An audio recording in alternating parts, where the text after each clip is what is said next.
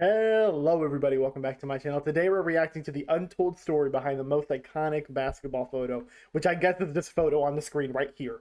Kobe, MJ. I've been doing deeper dives into both of you lately, trying to find out more about your brotherhood. Because, man, my goal is to find out more about Jordan, find out more about Kobe before 2010 when I started watching ball. Because, I'm very familiar with bald number 24 Kobe, not as familiar with rookie to like 2009 Kobe. So I'm here to learn more, dude. I'm here to learn about MJ. I don't want to be some Gen Z kid who's stuck on the present and never wants to learn about the past. So let's see what Jimmy got for us today on this being one of the most iconic photos in NBA history. Let's go.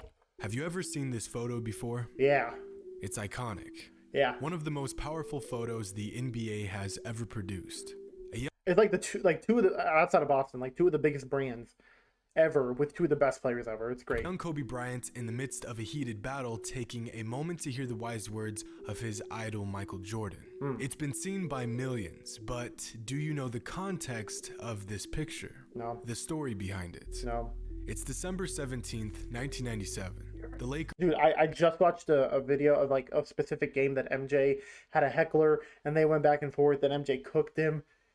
And now we're having a very specific game here. I love these specific game details that just add so much life to a player. Like, you can tell me that MJ 6-0 in the finals, he's 9-time all defense, 10-time scoring champ, but these are the stories that stick out to me the most. Lakers were 18-5, dominating the NBA behind superstar Shaquille O'Neal and a 19-year-old soon-to-be all-star Kobe Bryant. On the other end of the court, you have the Chicago Bulls, reigning NBA champs, coming into the game with a record of 14-9 with the best player in the league. The league's two best teams facing off in the Staples Center. Coming into this game, Kobe Bryant wanted to make a statement against the great Michael Jordan. This was the season he would break out as a legitimate NBA talent and prove to the world that he wasn't just another student of MJ's. And with Shaq sidelined, this was Kobe's opportunity. Shaq was sidelined? It didn't take long for him to get his point across. Of the incentive. Kobe Bryant shooting and hitting with Michael Jordan in his face. And you hold people down and shooting. There it is. Maybe better than a lot of backups in the NBA center. Guarded by Michael Jordan. And the fall away by Kobe Bryant. That's Beautiful. The future. And even Michael Jordan will tell you that Kobe Bryant, the future of the NBA, you're looking a 20-point for his ministry. And Jordan with a move quickness and to be good three-point shooter. And Eddie Jones got into points a game. Kobe Bryant up and under and fouled by Luke Longley as the Jordan. Dude, he looked so smooth out there. Kobe Bryant, 5 personal fouls on. He's just saying we need some stops or some defense most nights.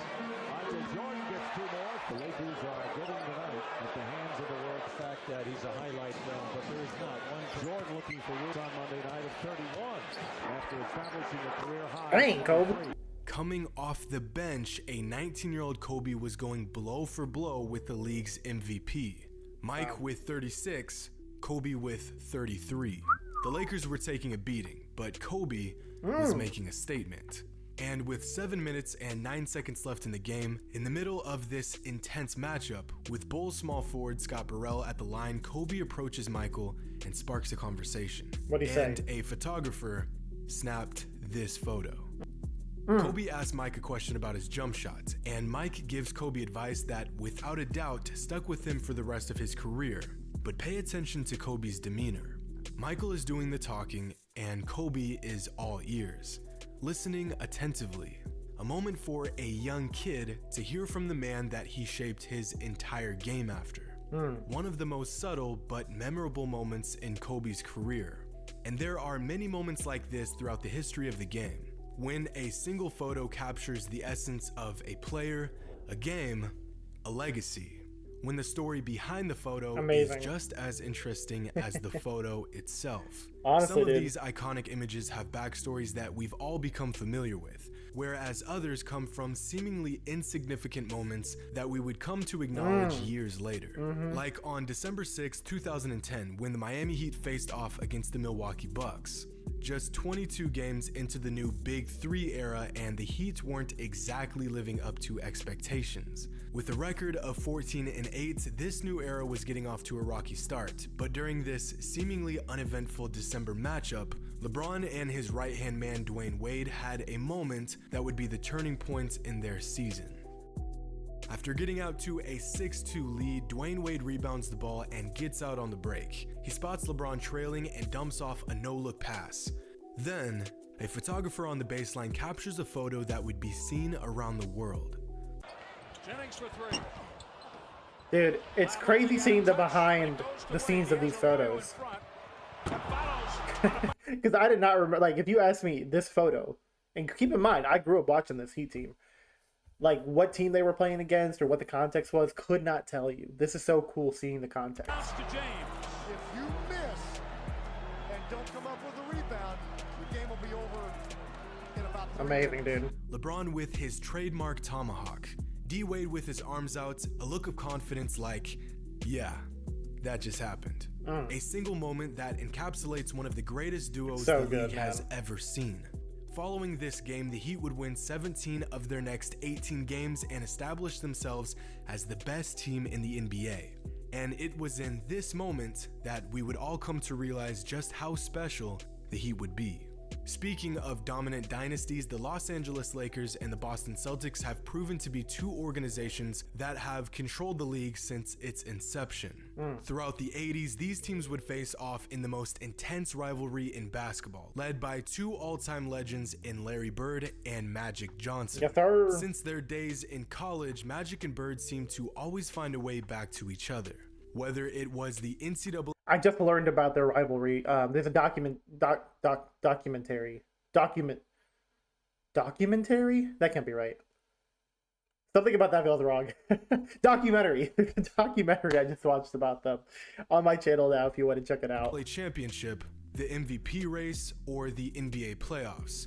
It always came right back down to Bird and Magic. And in the 1985 NBA Finals, it was no different.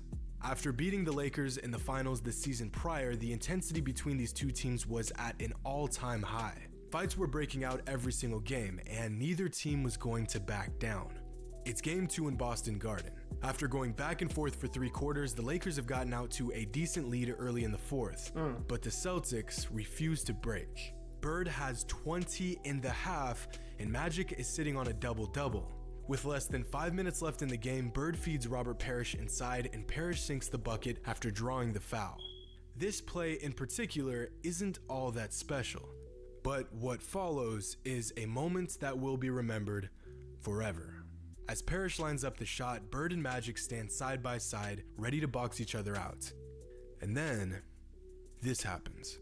Beautiful pass to Parrish, who really powers it through after being hit by McAdoo.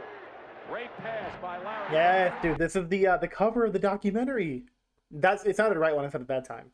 That's cool to see the background behind that. And it's a 4-point ball game. That's so well done, In a man. moment that was seemingly insignificant, a photographer snaps a photo that would summarize the greatest rivalry in the history of the sport.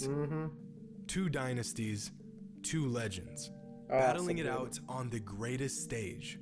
After all, this box out was irrelevant. Robert Parrish sunk the shot, but the photo itself isn't what makes this moment so incredible. It's the story behind it that has cemented this picture as one of the NBA's most recognizable images. Bird and Magic weren't just fighting for a rebound, they were fighting for their legacies. Another legend that had to fight for his legacy was Reggie Miller, a player that had to claw his way through one of the toughest eras of the Eastern Conference. Miller had to play the Bulls I'm gonna do it the whole time. a New York Knicks squad with Patrick Ewing and John Starks, an Orlando Magic team with the best young duo in the league with Shaq and Penny, and a dominant Miami Heat team with Alonzo Mourning and Tim Hardaway. All 4 teams having 60-win seasons throughout Reggie's prime. But despite Miller being the best shooter in his day and leading the Pacers to the top spot in the Eastern Conference on 3 occasions, he was never able to get them over the top. He got close again and again and again, but close was never close enough. Bro, how underrated is Reggie Miller to y'all? Because I know he had a lot of iconic moments in his career, but I know he also never got it done because he played in such a tough era to get it done in. But I'm curious where y'all think where he is as a talent. However, of all the incredible moments the great Reggie Miller has given to the game, his most memorable one came in Game 4 of the 1994 NBA Finals. The Pacers were facing off against the Knicks in Madison Square Garden. After being up 2-0 early in the series, the Pacers fought back to tie it up 2 games apiece. Indiana had all the momentum, and they brought that same energy in Game 5. Love it. With Spike Lee in attendance, after trailing by 12 points at the end of the third, Reggie Miller activates Miller time and absolutely buries the Knicks in the fourth. With a 15-2 lead, here's Miller for 3. Fleming with another Miller in the backcourt. Here's Miller. Beautiful. For Miller. And he Dang. appears to be fine, and he will. There's Miller. Swings away and hits. A man. 5 minutes into the fourth. Here's Miller. Up shots. Here's Miller for 3. Yes. Miller open. Dang, brother.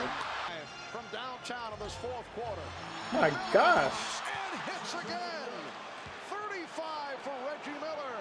14 of 26 from the field. 21 of the 35 have come here. 21 of his 35?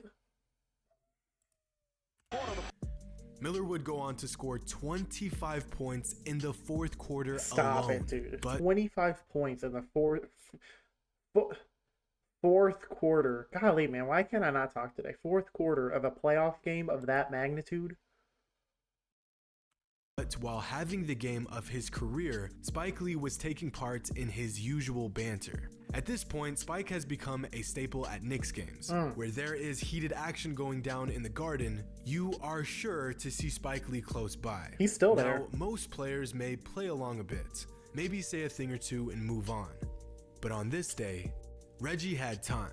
And in the midst of dropping 39 on Spike's team, Reggie Miller shut Spike Lee down with one of the most infamous moments in playoff history.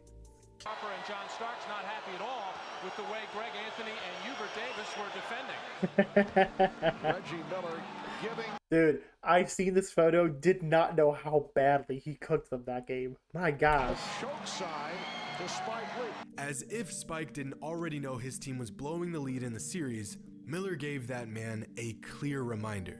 A reminder that stood as a warning for all trash talkers. After adding insult to injury and humiliating the Knicks in their own house, it was clear that Spike was not ready for the smoke. No. Just look at him. Pathetic. Now, I want to end this video with a brief story about the most recognizable photo in NBA history. This one. Well, not the logo itself, but the photo it was designed after. The 1969. Dude, this is how much I know about Jerry West. I know he's the logo. That's it. Teach me more, Jimmy. The NBA wanted to separate itself from its newly found competition in the ABA. So the National Basketball Association commissioned Alan Siegel to create a logo for the league. And after searching for the perfect picture to design the logo after, Alan stumbled upon this photo of Jerry West. Thus, the famous NBA logo was born. Dang. Only this is not the photo the logo was based off of. Despite this being the image most fans associate with the logo, this is the wrong picture. Okay. The actual image that inspired the logo is this one.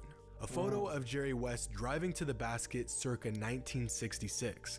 In fact, when you put the photo side by side with the logo itself, the resemblance is uncanny. Yeah. Why this image has been tagged with the logo image is a mystery. Weird. Some fans theorized that the league wanted to distance itself from the idea of designing a logo after one specific player, so they found an image that was similar enough to give inspiration to the design, but not so similar that it can definitively be one player in particular. But again, when looking at the NBA logo and this specific picture It's of pretty Jerry spot on, West, dude. it's clear that the NBA did just that.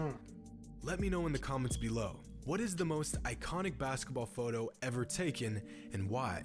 Is it the image, the moments leading up to it, or the players themselves that have made these photos so iconic? I mean, obviously it's the players themselves because most of them are with iconic people, but I think the moment as well. The storyline, I don't know. The image itself, like this one, there was nothing iconic about the game. Obviously, the players are iconic. But, yeah, I don't know, dude. Be sure to subscribe to join High Roller Nation, and as always, until next time. Dude, what a video, dude. That's so cool getting some of that context of some of those old photos I've seen, especially the ones like Jerry West, Reggie Miller, Shaq and Kobe, Bird and Larry, not Shaq and Kobe, MJ and Kobe, Bird and Larry, not Bird and, oh my gosh, what am I talking about? Bird and Magic. Because I wasn't around for the context behind those, so that's really cool. Great job, great video, Jimmy. Let me know if y'all got other cool videos like this one to recommend. These are good, man. Like, these help me learn something while also it's not just like watching highlights or like watching the technique of a player, but I'm learning more ball knowledge through these as well. So thanks everybody for watching. Hope you have a great day, night, whatever time of day it is for you. I'll catch you guys on the next one. Doses.